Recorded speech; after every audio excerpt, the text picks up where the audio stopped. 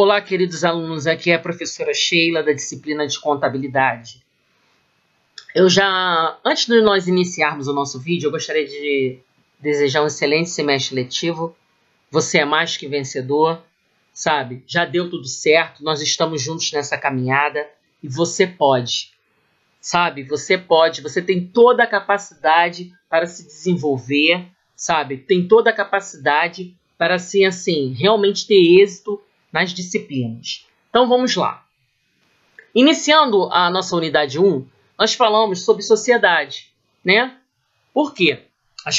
Na sociedade, as pessoas, né, duas ou mais pessoas se obrigam a conjugar esforços ou recursos para a consecução de um fim comum.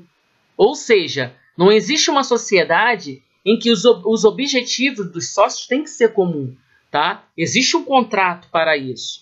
E ainda nós falamos sobre administradores ou gestores. São os membros da organização que têm como principal função guiar e decidir onde aplicar os recursos para atingir os objetivos, sabe? Ou seja, os administradores ou gestores coordenam as ações de outra pessoa, eles estão no comando, sabe? Eles estão na linha de frente. Então, até peço que nas avaliações vocês tomem cuidado, porque eles podem botar administradores ou contadores, administradores ou outras profissões, tá? Então, o que eu gostaria também de pedir a vocês, que vocês grifem as palavras, as frases que chamam a atenção. Vocês vão ver ao longo desse vídeo que vocês vão ver frases, palavras grifadas. Por quê? Porque, para a gente até facilitar a visualização e entendimento, podemos entender que aquilo ali, que aquela frase é importante, ok? Continuando, então, nós falamos sobre o empresário. É quem exerce profissionalmente atividade econômica organizada para a produção ou circulação de bens e serviços, que substitui a figura do comerciante, aquele que pratica atos do comércio, né? O que quer dizer isso? A atividade econômica dele é organizada para a produção ou circulação de bens e serviços. Eu coloquei como exemplo um mecânico que presta seus serviços consertando automóveis, um profissional que presta seus serviços consertando eletrodomésticos. Avançando, nós temos também o não empresário, tá? E aí a gente precisa entender a diferença entre eles. O não empresário, ele exerce profissão intelectual de natureza científica, literária ou artística, ainda que seja com concurso de auxiliares ou colaboradores, salvo se o exercício da profissão constituir elemento da empresa, tá? Ou seja, isso quer dizer que o profissional que utiliza da atividade intelectual, mesmo com a ajuda de auxiliares, não é considerado, por efeitos da lei, como empresário. Por quê? Tá? Porque o não empresário, ele precisa de uma formação para poder atuar, tá? Para ele poder desenvolver a capacidade dele intelectual, ele precisa, tá, dessa formação. Ou seja, ele não pode atuar se ele não tiver essa formação. E ainda mais, eu coloquei aqui que algumas profissões são reguladas pelos conselhos e ordens, né? Podemos citar CRM, Querefito, CRC, OAB e outras profissões, tá? Um médico constitui um consultório para explorar a sua atividade intelectual relacionada aos seus conhecimentos científicos na área médica, né? Eu coloquei também engenheiros, né? Coloquei o contador, que abre um escritório. Ou seja, qual é a diferença do empresário para o não empresário?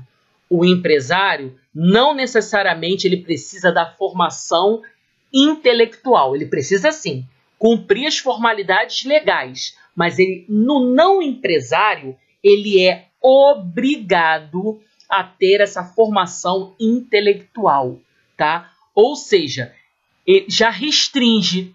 Por quê? Nem todo mundo, nem todas as pessoas, nós vamos ter tantos profissionais assim. Por quê? Porque ele vai depender dessa profissão. Ele vai depender dessa formação. Entendeu? E quando ele depende dessa formação, ele, sem ter essa formação, ele não pode exercer a sua profissão. Vamos lá. Comerciais, né? São aqueles que praticam atos de comércio, ou seja, compram e vendem o produto já pronto, tá? A gente até vê no nosso dia a dia, né? Que a gente vê, a pessoa compra aquele produto e vende Já o produto pronto, oriundo da indústria que o fez, sem nada acrescentar, são empresas que servem de intermediárias entre o fabricante e o consumidor. Nas empresas industriais, são empresas que transformam, adquirem matéria-prima, adicionam insumos, novos elementos e os transformam em novos produtos para comercialização nas empresas comerciais. O que quer dizer isso? Eu vou dar um exemplo. Ele pega o produto bruto, né? Aquela matéria-prima bruta, e transforma em novos produtos para comercialização, tá bom? Então, vocês estão vendo que eu estou destacando para que vocês possam visualizar, que possa facilitar o entendimento. Continuando. O empresário individual, a empresa individual passou a denominação de empresário individual, tá? A partir da edição da Lei 12.441. Também nós temos a empresa individual de responsabilidade limitada. Ou seja, antigamente o nome era empresa individual, aí passou a denominação empresário individual. Vamos falar primeiro do empresário individual. É a pessoa física, gravem isso, que desenvolve sua atividade profissional por sua conta e risco, inclusive colocando seu patrimônio pessoal, pois não há distinção entre o patrimônio pessoal do empresário e o patrimônio da empresa. Ok? Então, ou seja, se ele tiver uma dívida, o seu patrimônio conta para poder saldar essa dívida, tá bom? Mas nós vamos avançar, porque nós temos que explicar para vocês por que o empresário individual não é pessoa jurídica, e sim pessoa física. Continuando, falando sobre o empresário individual. Apesar de não ser pessoa jurídica, porque é pessoa física, o empresário individual possui CNPJ. Esse documento constitui-se exigência para fins tributários e, por si só, não dá personalidade jurídica ao empresário individual. Explicando melhor, tá? Porque eu queria fazer esse quadro para vocês. Por quê? O artigo 985 da Lei 10.406, queridos, nós não vamos cobrar isso em avaliação não, tá? Nas avaliações. É somente para que vocês tenham uma noção. Ele fala o seguinte: a sociedade adquire personalidade jurídica com a inscrição no registro próprio na forma da lei dos seus atos constitutivos. Ou seja, o empresário individual não possui ato constitutivo, ou seja, para melhor especificar, não possui contrato social e nem firmou sociedade para registrá-lo em cartório. Ou seja, não existe um órgão competente firmado por lei que o represente. É por isso que ele não tem personalidade jurídica. Tá? Porque existe um trâmite, existe a inscrição no registro próprio, na forma da lei, dos seus atos constitutivos. E o empresário individual não cumpre essas formalidades, apenas para fins tributários. Por isso que não possui personalidade jurídica. Por isso que não é pessoa jurídica. E agora nós vamos falar de outra empresa, a empresa individual de responsabilidade limitada. Tá? É o que quer dizer isso? Que define a responsabilidade para uma única pessoa, está limitada à totalidade do capital social integralizado e não menor que 100 vezes o salário mínimo. Sheila, o que quer dizer isso? Capital social, tá? É quando os sócios, tá? Eles investem na empresa. O quê? Para a abertura dessa empresa. Então, dando um exemplo. E não pode ser menor que 100 vezes o salário mínimo. Esse capital tem que ser social integralizado, ou seja, tem que ser totalmente pago. Esse montante tem que ser totalmente pago. Ou seja, porque às vezes no contrato, queridos, tem assim, eu pego esse, digamos, eu falo 100 mil reais que eu dei entrada, sendo que eu dei 50 mil agora, e daqui a 30 dias eu vou dar mais 50 mil. Eu especifico no contrato como vai ser essa forma de investimento, sendo que não pode, ele tem que ser o capital social tem que ser totalmente integralizado, ou seja, totalmente, para melhores entendimentos, assim, para abrir o nosso entendimento, tem que ser pago. Explicando melhor, o capital social é um montante para se constituir e iniciar as atividades empresariais, ou seja, quanto precisará para iniciar as suas atividades, que será investido quanto patrimônio da empresa. Já a integralização representa o efetivo pagamento do montante pago, ou seja, não poderá prometer futuramente o pagamento, mas se iniciar essas atividades com valor estipulado que não poderá ser menor que 100 vezes o salário mínimo, ok? Ou seja, ele não pode, entre aspas, né, ficar devendo. Ele tem que estar com tudo registrado, com tudo pago, cumprir todas as formalidades, tá bom? Então essa é a diferença, tá? E no empresário individual, o patrimônio dele, tá? Ó, a empresa individual de responsabilidade limitada, tá? Ela é chamada de EIRELI, alguns falam EIRELI. O que quer dizer isso? O patrimônio dele é separado do patrimônio da empresa. O patrimônio dele, pessoal, é uma coisa, o patrimônio da empresa é outra, tá bom?